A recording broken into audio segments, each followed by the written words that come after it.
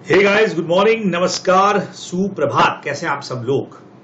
तो CA foundation वालों के लिए हम लोग बात कर रहे थे लिमिटेड लायबिलिटी पार्टनरशिप एक्ट 2008 पर कई नए सारे अमेंडमेंट्स के साथ में। तो लास्ट क्लास तक हम लोग काफी कुछ बेसिक प्रोविजंस के ऊपर बात कर चुके थे और क्या क्या एलएलपी के एलिमेंट्स से इन पर भी हमारी बात हो गई थी।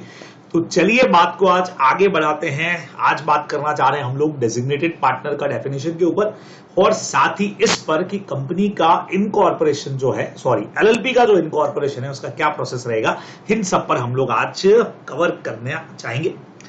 तो डेजिग्नेटेड पार्टनर्स के ऊपर बच्चे लोगों को बात शुरू करते हैं सेक्शन नंबर 7 और उससे पहले इसका डेफिनेशन काम करता है सेक्शन नंबर 2J में।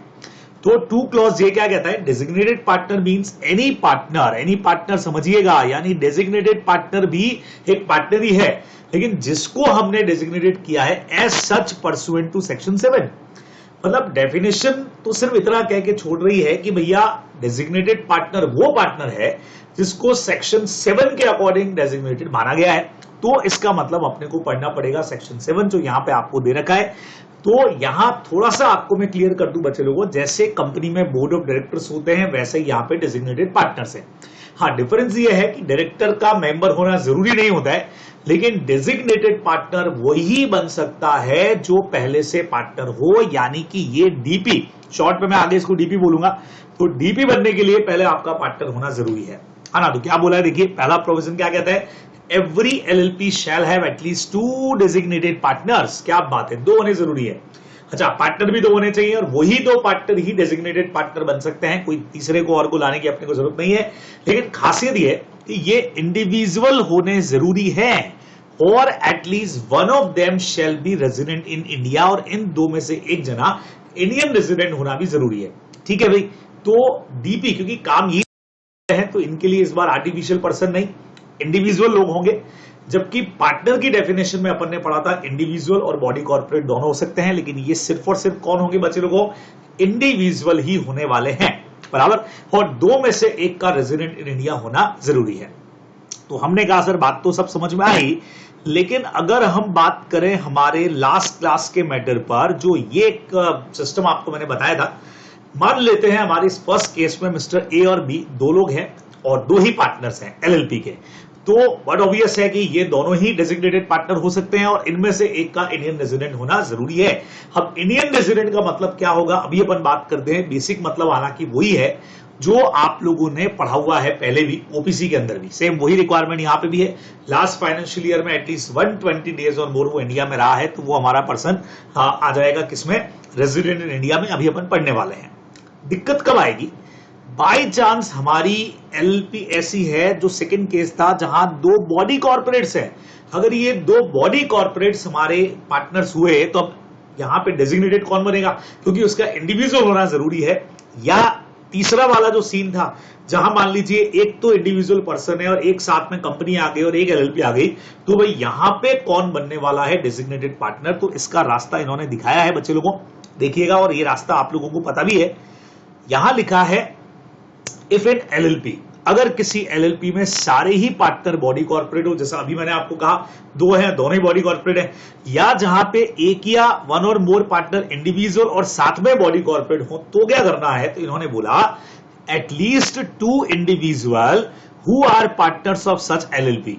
तो 2 अपने को इंडिविजुअल चाहिए कि अब वो 2 कौन होंगे, या तो पार्टनर्स हो जाए, ठीक है, या नॉमिनी, और लगाया बच्चे लोगों, nominees of such body corporate shall act as designated partner.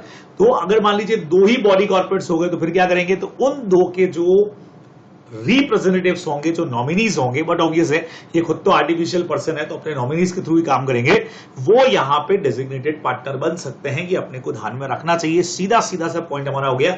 और उन 2 में से एक का रेजिडेंट इन इंडिया होना जरूरी है। तो अगर मेरे एग्जाम्पल के हिसाब से, जैसे अगर वहां पे ए लिमिटेड और बी लिमिटेड है, तो इन दोनों के जो नॉमिनीज होंगे, बट ऑब्वियस है नॉमिनीज इंडिविजुअल होंगे और जिनमें से एक का रेजिडेंट इन इंडिया होना जरूरी है, वो यहां पे काम कर लेंगे एज डेजिग्नेटेड पार्टनर, जो अपने को ध्यान में रखना चाहिए। ठीक है, बराबर क्लियर हो गया। हालांकि यहां पे एक थोड़ा सा कंफ्यूजन है, आईसीए ने एक एग्जाम्पल देके रखा है, जो एग्जाम्पल कुछ ज्यादा सही नहीं लगता सेक्शन के हिसाब से। कैसे, आपको बताता हूं। LLP by the name SMY LLP है, 3 पार्टनर हैं, इसमें तीनों ही कंपनी आपको दिख रही है।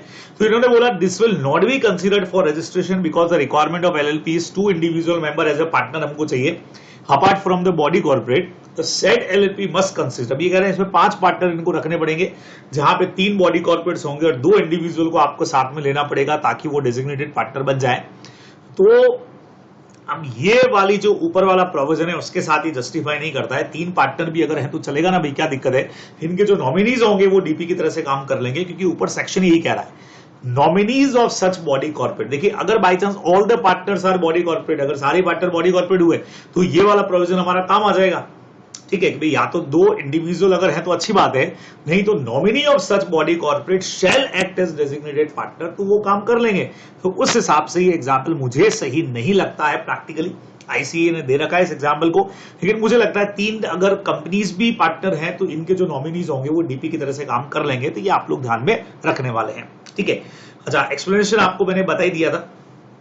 For the purpose of this section the term resident in India का मतलब रहेगा हमारा not less than 120 days during the previous financial year है। यहां पे ध्यान रखिएगा वही वाला सिस्टम एज इट इज है। 120 दिन जो है वो पिछले साल में इंडिया के अंदर अगर रहा है तो वो पर्सन माना जाएगा रेजिडेंट इन इंडिया। ये अपने को ध्यान में रखना चाहिए। ठीक है, एक एग्जाम्पल और दे रखा है। There is an LLP, name है इंडियन हेलीकॉप्टर्स LLP, 5 पार्टनर है। मिस्टर ए देखिए नॉन रेजिडेंट है, मिस्टर बी यहाँ पे नॉन रेजिडेंट है, मिस्टर सी यहाँ पे रेजिडेंट है, मिस्टर डी यहाँ पे रेजिडेंट है और ई जो है वो भी है रेजिडेंट। तो वर्ड ऑब्वियस है इनमें से जो भी 2 लोग हों, कोई भी 2 लोग, लेकिन उनमें से एक रेजिडेंट होना जरूरी है। अब वो चाहे सी डी या ई में से एक हो तो चलेगा, सिर्फ ए और बी मिलकर बनाना चाहें, डीपी बनना चाहें तो नहीं बन सकते। तो इसलिए अपने को ध्यान में रखना पड़ेगा कि सी डी ई में से तो आपको एक जना लेना ही पड़ेगा इसके अंदर as DP, resident in India होने की वजह से अपने को ध्यान में रखना है। बराबर, खत्म हो गया। अब देखिए पिछली बार से इस बार जो चीजें अमेंडेड हैं वो ये वाली हैं, जो पिछले सेक्शन के अंदर इंक्लूडेड नहीं थी। कुछ नए प्रोविजन जोड़े गए हैं। क्या लिखा है? Subject to the provision of subsection 1। ठीक है, if the incorporation document specify who are to be designated partner, such person shall be designated partner of incorporation. ठीक है भाई, ऊपर वाले प्रोविजंस को ध्यान में रखते हुए जब आप इनकॉर्पोरेशन करेंगे, बच्चों इनकॉर्पोरेशन डॉक्यूमेंट अभी हम आगे पढ़ने वाले हैं सेक्शन 11-12 के अंदर, जहां पे कंपनी अपने LLP अपने आप को इनकॉर्पोरेट करती है तो एक डॉक्यूमेंट बनाती है। ठीक है, तो अब उस डॉक्यूमेंट में जिन लोगों का नाम एज डीपी लिखा हुआ है वो पर्सन काम करेंगे एज डीपी। या फिर ऐसा भी हो सकता है कि state that each of the partner from time to time of LLP to be designated partner, तो हर पार्टनर वहां पे डेजिग्नेटेड माना जाएगा। ऐसा भी अपन कर सकते हैं। जैसे 5 जने थे, 5 इंडिविजुअल हैं, 5 मान लेते रेजिडेंट है, तो या तो उनमें से 2 का नाम एज डीपी अपन ने दे दिया है, या हमने सबको ही डीपी मान लिया है। तो बट ऑब्वियस ये भी अपन कर सकते हैं कि हर पार्टनर वहां पे टाइम टू टाइम पे डीपी बन सकता है। ठीक है, any partner may become a DP and cease to be DP according with LLP agreement. अब कौन आएगा कौन जाएगा, पार्टनर के लिए भी LLP एग्रीमेंट था, सेम वैसे ही कौन डीपी बनेगा कौन डीपी से हटेगा, ये सब भी LLP एग्रीमेंट के थ्रू डिसाइड होता है। एकदम सिंपल। तो यहां पे सीधा सा कह रहे हैं कि कुछ पर्टिकुलर, जैसे अपन ने कहा था ना पार्टनरशिप बिजनेस कौन करता है, सारे भी कर सकते हैं या सबके भी आप पे कोई एक भी कर सकता है। तो सेम वैसे ही है, डीपी कौन बन सकता है, सब भी बन सकते हैं या कुछ लोग भी वहां पे डीपी की तरह से काम कर सकते हैं। अपने को ध्यान रखना है। अच्छा, जो भी डीपी बनने वाला है उसका प्रायर कंसेंट अपने को लेना पड़ेगा। बहुत सिंपल है। ठीक है, फिर जैसे ही आप डीपी का अपॉइंटमेंट करते हैं वहां से आपको 30 डेज के अंदर अंदर इसका इंफॉर्मेशन रजिस्ट्रार को देना चाहिए। Every LLP shall file with the registrar the particular of every designated partner within 30 days of his appointment। ठीक है, कोई दिक्कत नहीं इसके अंदर भी। तो 30 दिन में अपने को ये रजिस्ट्रार को दे देना है। नाउ डेजिग्नेटेड पार्टनर, वो सारी कंडीशंस जो भी होंगी and requirement as be prescribe, उसको सारी फॉलो करनी है। बढ़िया चीज है। अच्छा, जैसे वहां डायरेक्टर के बाद डिन नंबर होता है, यहाँ पे इसके पास डी पिन होगा, डेजिग्नेटेड पार्टनर आइडेंटिफिकेशन नंबर। तो सेंट्रल गवर्नमेंट इसको अलॉट करेगी, वो इसके पास में होना चाहिए। यहां आकर के अपना डीपी का पोर्शन जो है वो पूरा हो जाएगा। बच्चे लोगों एग्जाम के हिसाब से बढ़िया पॉइंट है, ये आप लोग ध्यान में रख करके जाने वाले हैं। चलिए आगे बढ़ जाएं। तो ये सारी क्वालिटीज पे अपन बात कर चुके थे बच्चे लोगों। अब LLP क्रिएट करने के एडवांटेजेस क्या हैं, कॉमनली मेरे ख्याल से सबको ही पता है कि ये एग्रीमेंट के थ्रू ऑपरेट करती है। सेकेंड नंबर, फ्लेक्सिबिलिटी देती है इसके अंदर, जहां पे आपको ज्यादा डिटेल लीगल प्रोविजंस फॉलो नहीं करने पड़ते हैं जैसे कंपनीज में करने पड़ते हैं। इसका फॉर्मेशन भी अपन पढ़ने वाले, काफी इजी है। पार्टनर्स रहेंगे लेकिन उनकी लायबिलिटी लिमिटेड रहेगी। कैपिटल स्ट्रक्चर इनका फ्लेक्सिबल है क्योंकि कितने भी लोग हो सकते हैं, मैक्सिमम पार्टनर पे कोई कंडीशन है नहीं, और डिसॉल्व करना भी इसको इजी है, प्रोसीजर कंपनी के कंपैरिजन में इजी है इसका। ये कुछ इसके एडवांटेजेस है जो अपने को ध्यान में रखना है। अब देखिए अगला पोर्शन बच्चे लोगों जो आ रहा है, जो आपको मेरे साथ बहुत ध्यान से पढ़ना है, इनकॉर्पोरेशन ऑफ एलएलपी। इन्होंने टोटल इसमें 11 से लगा करके 17 तक के सेक्शन का पूरा पार्ट अपने को दिया, 11 से आई थिंक 16 या 17 तक का पार्ट दिया होगा, 17 तक का, ठीक है ना। लेकिन इनकॉर्पोरेशन में सारे 17 पॉइंट जो है वो इंक्लूड नहीं है। तो सबसे पहले तो इनकॉर्पोरेशन के 4 ही सेक्शन है, वैसे 3 ही है। पहले उन 4 सेक्शंस पे मेरे साथ आप बात करिए। उसके लिए क्या करेंगे बच्चों, एक छोटी सी टेबल यहां दे रखिए, इससे अपन पॉइंट निकालेंगे। जैसे इन्होंने बोला है पहला स्टेप है, the first step to incorporate LLP is reservation of name. पहला स्टेप हमारा ये होगा। इसके लिए क्या होगा कि ई फॉर्म नंबर 1 आता है, उसमें अवेलेबिलिटी के लिए अपन एप्लीकेशन देंगे। जैसे कंपनी के लिए भी अपन नेम रिजर्वेशन मांगते थे, याद है आपको? हाँ, कंपनी आपने जरूर पढ़ लिया होगा, मैंने पहले भी कहा था। तो 20 डेज के अंदर अपना नाम रिजर्व रहता है, कुछ वैसा ही है, यहाँ पे भी आप अप्लाई करेंगे। और नेम रिजर्वेशन आपका रहेगा स्टेप नंबर पहला। और इसके लिए बच्चे लोगों सेक्शन अपन देखते हैं, आई थिंक सेक्शन 16 काम करना चाहिए। ये देखिए, तो पहला स्टेप आप ये पढ़ेंगे, है ना। सेक्शन का सीक्वेंस हम चेंज करने जा रहे हैं बच्चे लोगों। इनकॉर्पोरेशन के लिए पहले आप लोग को पढ़ना है सेक्शन नंबर 16, यहां से स्टार्ट करना है, ठीक है। देखिए, अब पर्सन में apply in the prescribe form. Form कौन सा? ई फॉर्म नंबर 1 अभी अपन ने देख लिया। To the registrar for reservation of a name set out in the application as. अब क्या होगा, name of the propose LLP आपको अप्लाई करना है, और फ्यूचर में अगर चेंज भी करना है तो भी इसी फॉर्म में करना है। तो इनकॉर्पोरेशन प्रोसेस में ये बी पॉइंट की जरूरत नहीं है, ये बी पॉइंट फ्यूचर के लिए है, क्योंकि जो नेम नया रखना है उसके लिए भी, और कल को नेम चेंज करना है तो भी आप रजिस्ट्रार को अप्लाई करोगे। Upon receipt of application on payment of prescribed fees, the registrar may if satisfy reserve the name for a period of 3 months from the date of intimation by the registrar. बहुत simple है बच्चे लोगों, 3 महीने के लिए नाम हमारे पास में रिजर्व हो जाएगा। जब रजिस्ट्रार हमको इंटीमेट करेगा वहां से 3 months के लिए नेम हमारा रिजर्व हो गया। देखो, तो पहला स्टेप बहुत सिंपल। पहले स्टेप के अंदर आप क्या लिखने वाले हो, एकदम आसान करिए। पहला स्टेप, सबसे पहले person who want to incorporate LLP, they have to apply for reservation of name, बराबर, इन प्रेस्क्राइब फॉर्म या E form number 1। B point की भी जरूरत नहीं। और जैसे ही आपको if ROC satisfy, if registrar satisfy, reserve name for the period of 3 months from the date of intimation. Intimation से 3 महीने, जब रजिस्ट्रार ने आपको इंटीमेट किया वहां से 3 महीने अपने पास में है, जिसमें अपन क्या कर सकते हैं, पूरा एलएलपी खोलने वाले हैं। आपका स्टेप नंबर पहला यहां आकर के खत्म हो जाएगा, ठीक है, एकदम सिंपल। अब सेकंड में इन्होंने क्या बोला है, देखो, आफ्टर रिजर्विंग अ नेम, जैसे नेम रिजर्व होता है, user has to file E form number 2 for incorporating new LLP. इसके लिए अपने को अब इनकॉर्पोरेशन का काम करना पड़ेगा। इसमें ये आएगा, ई फॉर्म नंबर 2 में सब डिटेल विटेल आती है, आगे आपको दे रखा है। तो इनकॉर्पोरेशन के लिए बच्चे लोगों अभी अपन देखने जा रहे हैं, 2 सेक्शन काम करेंगे आपके लिए, सेक्शन नंबर 11, और फिर रजिस्ट्रेशन हो जाएगा तो सेक्शन नंबर 12 भी काम करेगा। आइए देख लेते हैं 11 और 12 क्या कहता है ना। तो सीक्वेंस में पहला स्टेप नेम रिजर्व हो गया। नेम रिजर्व होने के बाद ये देखिए, यहां हम तैयार करेंगे इनकॉर्पोरेशन डॉक्यूमेंट, जो हमारा स्टेप नंबर होगा 2, ठीक है। और जैसे 11 में ये अपन भेज देंगे, देखिए यहां रजिस्ट्रेशन हमारा हो जाएगा, रजिस्ट्रार यहां काम कर देगा, ये हमारा 3rd स्टेप होगा, प्रोसेस यहां पे हमारा खत्म हो जाएगा। और 4th में अपन चाहें तो इफेक्ट्स लिख सकते हैं, पूरा का पूरा प्रोसेस खत्म, बाकी सेक्शन अलग है, ठीक है ना। तो आइए, सबसे पहले नेम रिजर्व हो गया, 3 महीने के लिए नाम हमारे पास में। अब अपने को क्या करना है, for a LLP to be incorporated, LLP आपको बनाना है। क्लियर बोल दिया है, 2 or more person associated for carrying on a lawful business in India view to profit shall subscribe their name to an incorporation document. बढ़िया चीज है, जैसे मेमोरेंडम आर्टिकल बनता है बच्चे लोगों, वैसे यहां एक डॉक्यूमेंट बनेगा इनकॉर्पोरेशन का, डिटेल्स आएंगी जिसमें भी अपन पढ़ने वाले हैं क्या क्या आएगा।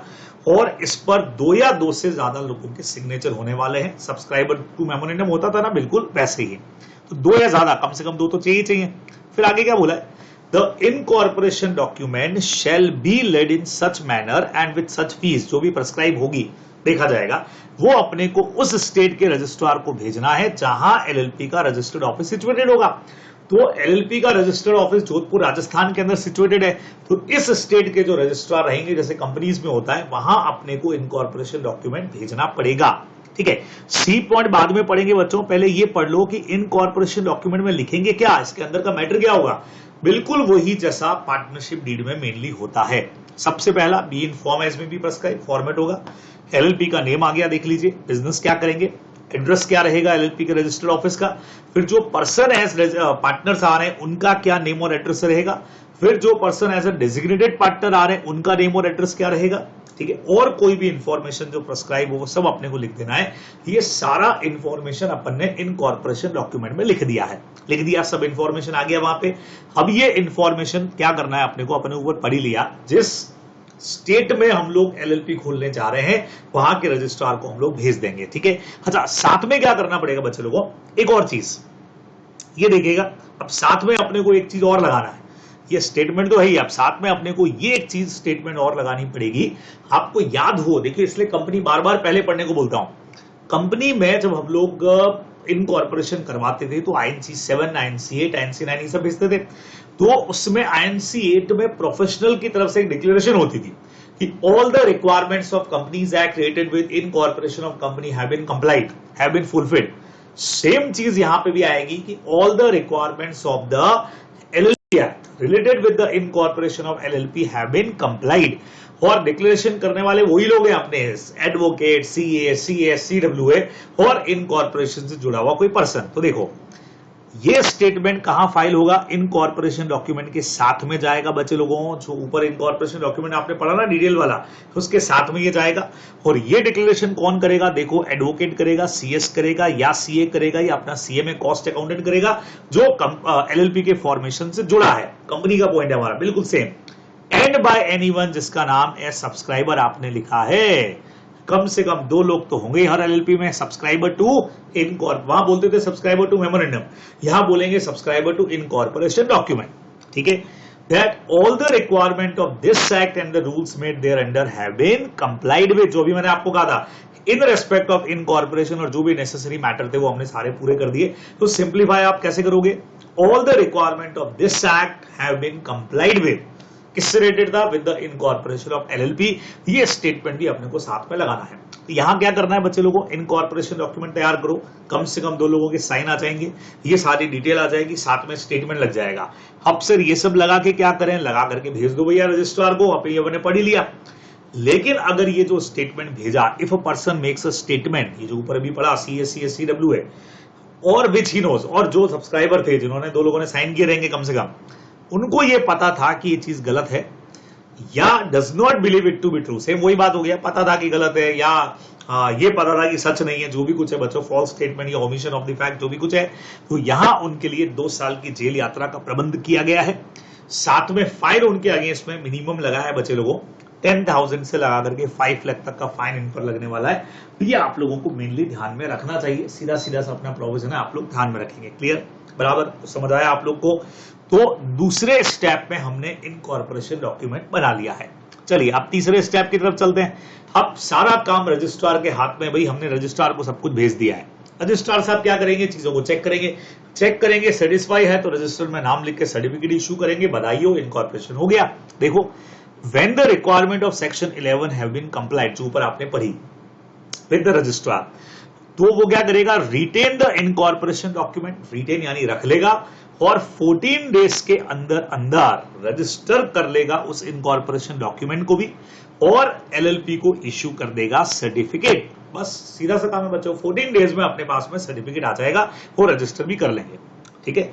और ये इस बात का एविडेंस हमारा होगा कि हाँ भाई सारी की सारी रिक्वायरमेंट्स हमने पूरी कर दी हैं, ये इस बात का एविडेंस होगा सर्टिफिकेट, ठीक है। अच्छा, सर्टिफिकेट क्या होगा बच्चों, रजिस्ट्रार के साइन होंगे, उनकी ऑफिशियल सील इसके ऊपर आएगी, और ये इस बात का कंक्लूसिव का मतलब फाइनल एविडेंस होगा इस बात का कि हाँ सारी रिक्वायरमेंट हमारी पूरी हो गई। ऊपर वाले में भी आया था हालांकि ये वाला बराबर, और LLP जो है उस नाम से अब रजिस्टर्ड हो चुकी है, ये सर्टिफिकेट इस बात का एविडेंस हो जाएगा।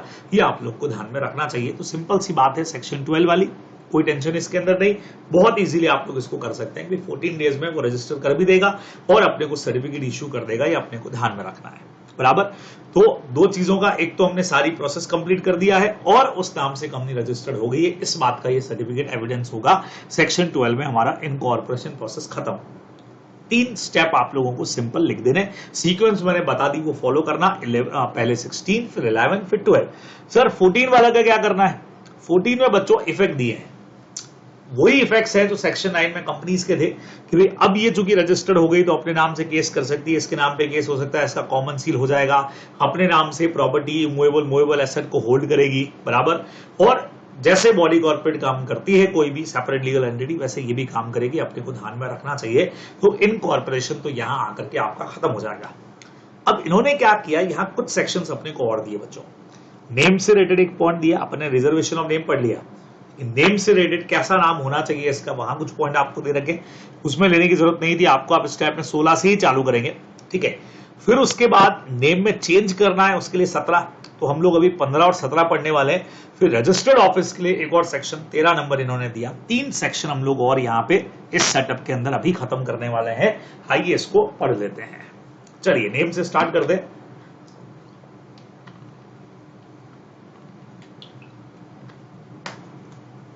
Every LLP shall have either the words limited liability partnership या उसका शॉर्ट आप यूज कर सकते हैं acronym LLP as the last word, है ना।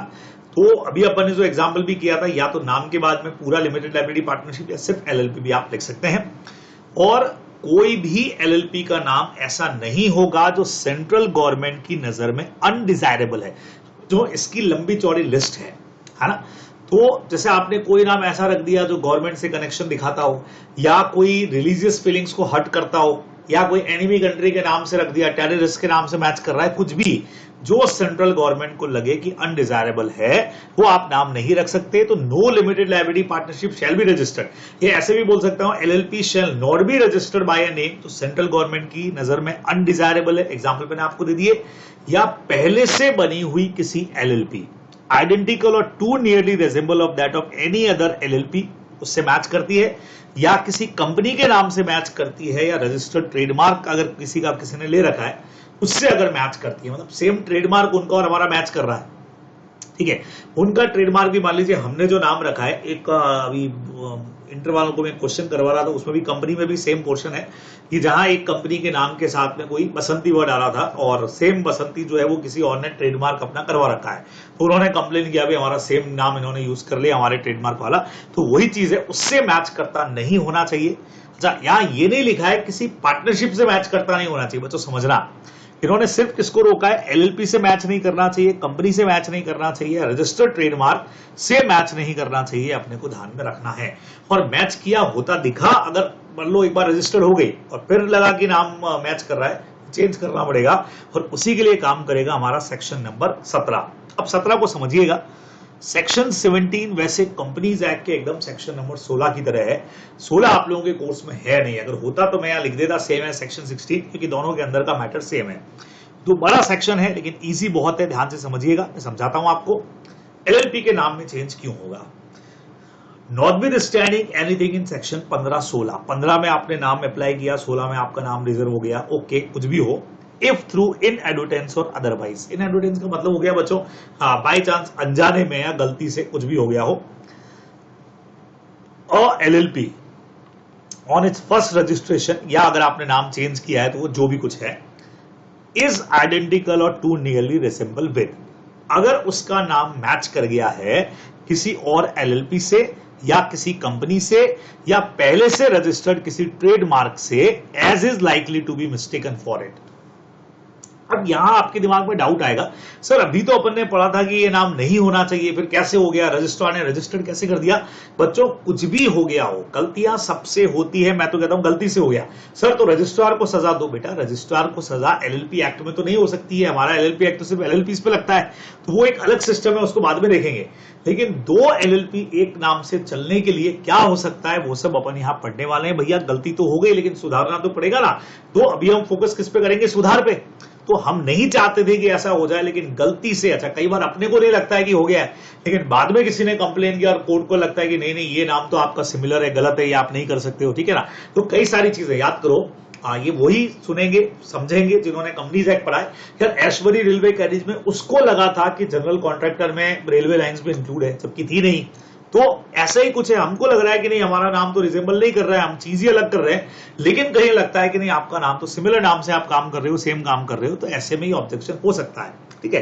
तो अगर रिजर्व होने के बाद पता लगा तीन चीजें फोकस करनी है, या तो पहले से बनी हुई किसी एलएलपी से मैच कर रहा है, या कंपनी से मैच कर रहा है, या किसी ट्रेडमार्क से वो मैच करता हमको दिख रहा है।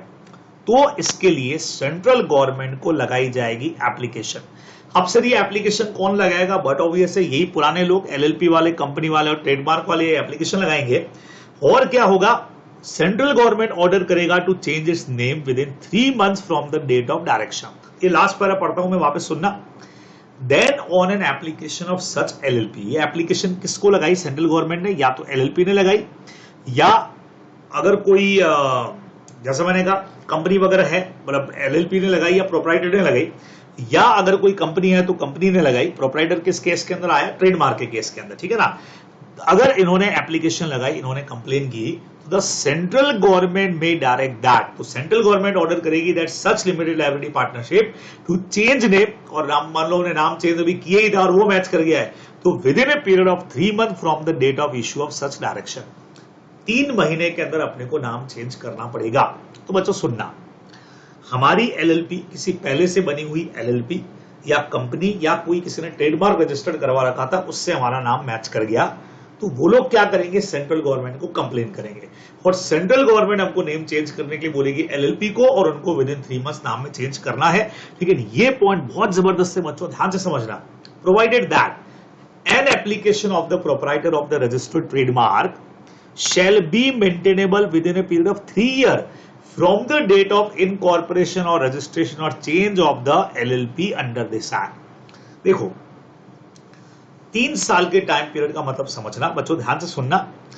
हमने एक एलएलपी ओपन किया है 2015 में, है ना, कोई पर्टिकुलर नाम हमने रखा था, जैसे मान लीजिए जेबी नाम था हमारे एलएलपी के अंदर, हमारे एलएलपी के अंदर जेबी नाम से हमने एक एलएलपी खोल ली है, फिर हमारे नाम में जेबी नाम भी है। सेम नाम से एक एलएलपी ऑलरेडी ओपन थी 2013 से, जो हमको ध्यान नहीं रहा, और हमने अपना 2015 में इनकॉर्पोरेशन करवा लिया। अब ये जो 2013 में बनी हुई एलएलपी है, इसको पता लगा कि यार सिमिलर नेम से इन्होंने तो ट्रेडमार्क ले लिया है। अच्छा, इनको पता कब लगा बच्चे लोगों? 2020 में जाकर के इनको पता लगता है, या 2022 में इनको पता लगता है कि यार ये तो सिमिलर हमारा ट्रेडमार्क यूज कर लिया है, या हमारा नाम यूज कर लिया है। अच्छा, 2013 में क्या बनी हुई है वो देखें। 2013 में मान लो बच्चों एक कंपनी बनी थी जिसमें भी नाम जेबी था, जेबी लिमिटेड, और हमने अपनी एलएलपी में भी जेबी नाम रख लिया है। इसका मतलब नाम मैच कर रहा है। तो ये कंपनी क्या करेगी कि रजिस्ट्रार को, सेंट्रल गवर्नमेंट को कंप्लेन करेगी। भले ही 2022 में पता लगा, इन्होंने 2022 में कंप्लेन किया, और सेंट्रल गवर्नमेंट ऑर्डर करेगा तो 3 months में अपने को नाम चेंज करना पड़ेगा। ठीक है, बाई चांस कंपनी की जगह ये पहले से बनी हुई कोई एलएलपी होती तो भी सेम प्रोसेस होता। चेंज कब होगा? बाई चांस 2013 में एक प्रोप्राइटर था जिसने जेबी नाम से ट्रेडमार्क ले रखा है, और 2022 में वो कंप्लेन करने जाता है। इस बार सेंट्रल गवर्नमेंट उसकी नहीं सुनेगा, क्योंकि ट्रेडमार्क वाले केस में आप कंप्लेन कब कर सकते थे? जो भी आपके सिमिलर नेम के ट्रेडमार्क से एलएलपी ओपन हुई है, उसके इनकॉर्पोरेशन से सिर्फ 3 years में ही आप कंप्लेन कर सकते हो। ठीक है, और 15 से 3 साल तो कब के हो गए भाई? 18 के अंदर ही हो गए, और यहां तो 2022 में आपको पता लगा है, तो अब आप यहां पे कंप्लेन नहीं कर सकते हो। सेम ट्रेडमार्क रहेगा, या ट्रेडमार्क एक्ट में एक्शन होगा। लेकिन यहां कुछ नहीं होने वाला। देखो, N application of the proprietor of registration, ये खाली ट्रेडमार्क के केस में ही फैसिलिटी मिल रही है। कंपनी वंपनी वाले में तो आप बाद में कभी भी कर सकते हो, लेकिन ट्रेडमार्क अगर मैच कर दिया तो आपको सिर्फ 3 साल का टाइम मिलता है, within a period of 3 years ही आप। अच्छा, 3 साल कहां से? जब भी ये नया वाला एलएलपी खुला होगा, उसने जब रजिस्ट्रेशन कराया, वहां से आपके पास 3 साल है। उसके बाद आपकी एप्लीकेशन काम नहीं करेगी, अपने को ध्यान में रखना है। ठीक है, बराबर। चलो, तो फिलहाल अपन उस पर आते हैं। सेंट्रल गवर्नमेंट ने ऑर्डर दिया कि नाम चेंज करो, हमने नाम चेंज कर लिया। अब जब भी आपने नाम चेंज किया है, within a period of 15 days from the date of change, आप इसकी इंफॉर्मेशन देने वाले हो रजिस्ट्रार को। भाई मतलब ये कि हमको सेंट्रल गवर्नमेंट ने ऑर्डर दिया, ऑर्डर से हमारे पास में 3 महीने का टाइम है, हमने नाम चेंज कर लिया। चेंज करने से 15 दिन के अंदर बच्चे लोगों अपने को इसकी इंफॉर्मेशन आरओसी को दे दी है, प्लस आरओसी को साथ में सेंट्रल गवर्नमेंट का ऑर्डर भी भेजना पड़ेगा। आरओसी क्यों मानेगा हमारी बात को रजिस्ट्रार के आपने नाम कैसे चेंज कर लिया, तो हम उसको साथ में सेंट्रल गवर्नमेंट का ऑर्डर भी भेजेंगे। देखिए, along with the order of central government. ठीक है, अब वो क्या करेगा आरओसी, बट ऑब्वियस है जो भी चेंजेस करने हैं उसको अपने वहां पे चेंज करेगा, और 30 days में अपने को नया सर्टिफिकेट इश्यू कर देगा। ये देखिए क्लियर लिखा हुआ है। Carry out necessary changes and with in 30 days of change अपने को सर्टिफिकेट इश्यू कर देगा। ये अपने को ध्यान में रखना चाहिए। तो एलएलपी एग्रीमेंट में भी चेंज हो जाएगा, ध्यान में रखेंगे। तो नेम मैच कर गया, नेम मैच कर गया तो जो भी पुराने प्रोप्राइटर्स थे या पुरानी कंपनी थी या जो भी आप कह सकते हो पुरानी एलएलपी जिससे हमारा मैच कर गया, वो हमारे इनकॉर्पोरेशन से, इस एलएलपी के इनकॉर्पोरेशन से, हाँ ट्रेडमार्क है तो 3 साल, बाकियों में कोई लिमिट नहीं है, वो सेंट्रल गवर्नमेंट को कंप्लेन करेंगे। सेंट्रल गवर्नमेंट को ठीक लगा तो वो नाम चेंज करने का ऑर्डर देगी एलएलपी को। 3 मंथ्स में एलएलपी नाम को चेंज करेगी और एलएलपी अगर 3 महीने में नाम को चेंज कर लेती है तो वहां से 15 दिन के अंदर वो आरओसी को इन्फॉर्म करेगी और रजिस्ट्रार वहां से 30 डेज के अंदर सारे चेंजेस करके सर्टिफिकेट इश्यू कर देगा। अब हमने कहा सर एलएलपी अगर बात नहीं माने तो क्या करना है? आइए उसके लिए भी प्रोविजन बना हुआ है। इस बार पेनल्टी नहीं है, इस बार डिफरेंट ही प्रोविजन है जो कंपनीज एक्ट में भी है। If LLP is in default in complying with any direction given under subsection 1, अगर आप नहीं मानते हो तो सेंट्रल गवर्नमेंट खुद ही नाम चेंज कर देगा। सेंट्रल गवर्नमेंट नया नाम दे देगा, ठीक है, और रजिस्ट्रार को इंफॉर्मेशन कर देगा, enter the new name in the register of LLP, और उसके हिसाब से अपने को सर्टिफिकेट भी नया इश्यू हो जाएगा। जोरदार बात देखिए आप लोगों ने। इन केस ऑफ फेलियर या default in complying with direction of central government, तो central government shall allot new name, नया नाम आपको अलॉट कर देगा और रजिस्ट्रार क्या करेगा, नए नाम से आपको सर्टिफिकेट दे देगा पुराने की जगह पे, बस काम खत्म, अब नया नाम मिल गया। लेकिन इसका ये मतलब नहीं है कि आप नाम चेंज नहीं कर सकते भाई। अब ये तो एक खतरनाक एक्शन होगा, हमको लगा अरे यार ये कैसा नाम रख दिया हमारी एलएलपी का, नहीं हम इसको चेंज करना चाहते हैं तो आप चेंज कर लीजिए। सेंट्रल गवर्नमेंट बोलेगा हमने तो पहले ही आपको चांस दिया था चेंज करने का, तब काहे नहीं किया, कोई बात नहीं, चलो अब कर लो। तो nothing contained in this subsection shall prevent LLP from subsequently changing its name. तो ऐसा कुछ भी नहीं है कि एक बार सेंट्रल गवर्नमेंट ने नाम बदल दिया तो आप बदल नहीं सकते, आप अभी फिर से नाम अपना चेंज कर सकते। सर फिर से पुराना वाला रख सकते हैं क्या? वो रखोगे तो फिर पेनल्टी मतलब ये लग जाएगा सर के ऊपर, वो नहीं, आप जो भी अपना नाम आप चेंज करना चाहें वो कर सकते हैं, बाद में भी अपने को ध्यान में रखना चाहिए। सिंपल सा प्रोविजन है, खत्म हो गया। तो ये अपना एक नेम से रिलेटेड 2 सेक्शंस और थे बच्चे लोगों, 15 और 17, जो अपने को ध्यान रखना है। चलिए, तो इस पूरे प्रोसेस में अब आखिरी एक सेक्शन बच रहा है अपने पास में 13 वाला, तो अपना एक और फेज जो है वो आज के लिए खत्म हो जाएगा, है ना। तो 13 वाला पढ़ लेते हैं, एड्रेस वाला क्या सीन है। फिर देखो अपना ये एलएलपी एग्रीमेंट बनाने का एक पॉइंट है, ये तो सिंपल कहता है बच्चों कि जब एलएलपी बन जाती है तो बन जाने के 30 दिन के अंदर अंदर आपको एलएलपी एग्रीमेंट बना करके रजिस्ट्रार को भी देना होता है, ध्यान में रखना है, ठीक है। LLP agreement required to be filed with registrar within 30 days from the date of incorporation. Incorporation के बाद भेजना होता है, ये अपन लोग ध्यान में रखने वाले थे। इस फेज में अपन पहले इतने पॉइंट्स करने वाले हैं, फिर आगे जो अपन ये बात करेंगे पार्टनर एंड देयर रिलेशन, ये नेक्स्ट क्लास के अंदर हम लोग बात करेंगे। तो आइए आज के लिए आखिरी बात कर लेते हैं। तो हमारी लास्ट बात कहां गई भाई, कहां गया हमारा सेक्शन नंबर अपने को चाहिए 13 ऑफिस के लिए। चलो भाई, every LLP shall have a registered office. LLP का रजिस्टर्ड ऑफिस तो होगा ही होगा, जहां पे सारे कम्युनिकेशन होंगे, बराबर अपने को पता है जैसे कंपनी में भी होता है।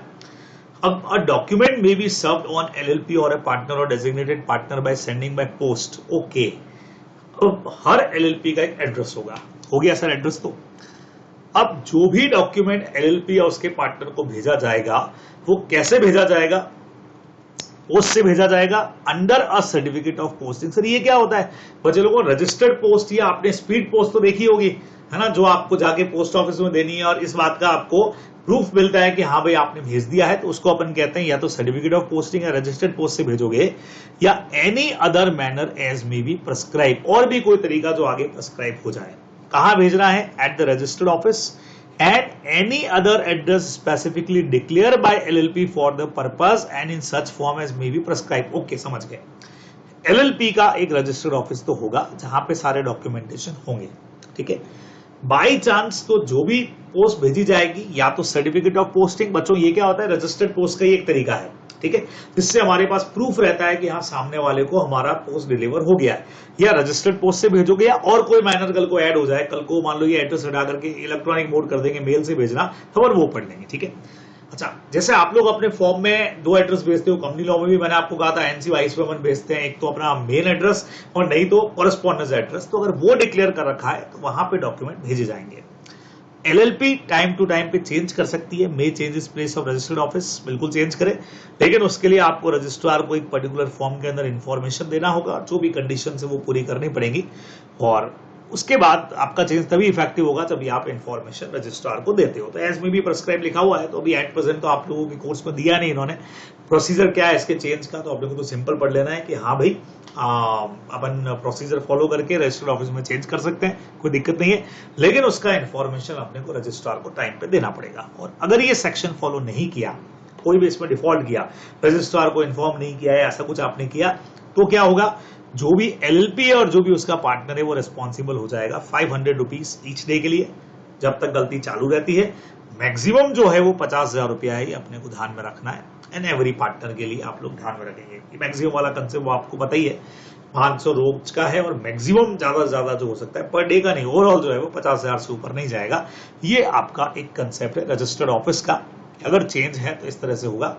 तो हर एलएलपी का रजिस्टर्ड ऑफिस होना ही चाहिए, वहीं पे सारे डॉक्यूमेंट्स रजिस्टर्ड पोस्ट या सर्टिफिकेट ऑफ पोस्टिंग या एनी अदर मैटर से जाएंगे।